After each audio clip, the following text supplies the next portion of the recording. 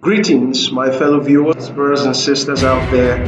Hope you're doing well and hope everything is going as planned for you.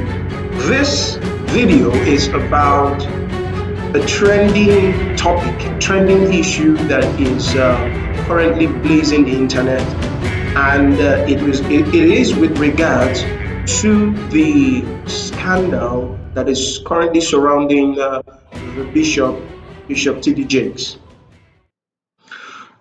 So, what do I want to say about this current issue surrounding the Bishop T.D. Jakes? I quickly want us to understand that in every situation that we uh, find ourselves in, especially looking at this issue from the perspective of what God has said even before we begin to experience these kinds of situations, especially when we have such a man who holds a special place in the hearts of millions all over the world. When we see such individuals, having to go through this kinds of experience, it is not a surprising thing to begin to see how that many would feel somehow awkward or begin to think probably whether the whole idea of the church is standing upon falsehood. And that is not the case. That is not the case. If we are truly believers, then we'll begin to understand through scriptures that it is not if at all it comes out that T.D. Jakes is guilty of the allegations that are currently being meted to him online by certain quarters. If it turns out that it is true, it is not a new thing. As a matter of fact, this is the time that we as believers ought to come together, especially upon the platform of prayer, to begin to uphold our home. Because the scriptures in the book of Samuel, First Samuel or thereabout, we see where David began to cry out as a result of the fall of King Saul. He said, "Oh, how are the mighty fallen?" He said, "Let it not be heard in Gath." You see, we need to understand that there are prescribed responses. There is an expectation of heaven of believers when we see our generals or when we see our leaders, being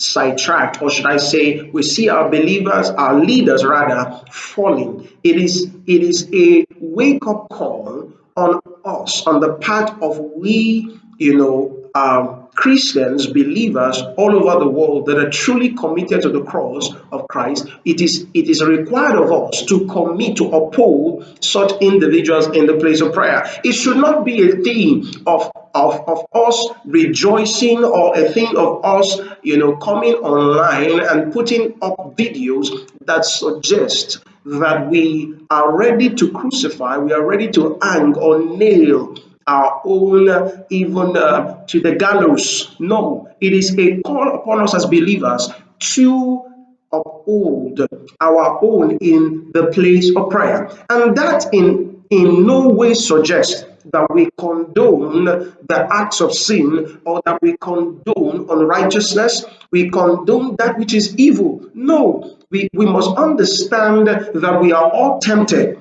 And if our own special cases are not coming out to the public, does not mean that it is well with us. Does not mean that all is good.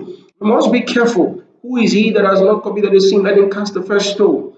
That, like I said, does not mean, because even the one that was to whom all judgment was committed to did not crucify the woman that was caught in adultery. Rather, he said, "Neither do I condemn you." So God is not in the business of condemning his children, even when they fall. He's not in the business of destroying any of his children when they commit trespasses and sin. So we must take on the character, we must take on the attitude of God. We must always ask ourselves, what is the perspective of God? How is God viewing? How is God seeing, responding to these situations that come, that comes once in a while in the church? So as believers, let us go to the place of prayer. Let us commit our hearts to God, and let us begin to tarry in the place of seeking his revelation, of seeking his thought towards this topic. And that is how we are able to practice true Christianity. I believe that God, whatever the case is, the truth will come out, and whether or not he is guilty, whether he's guilty or not, does not, should in no way shift or shake us. Neither should it ever shake our faith. I'll catch you next time. Stay blessed, stay in the Word, stay in His presence.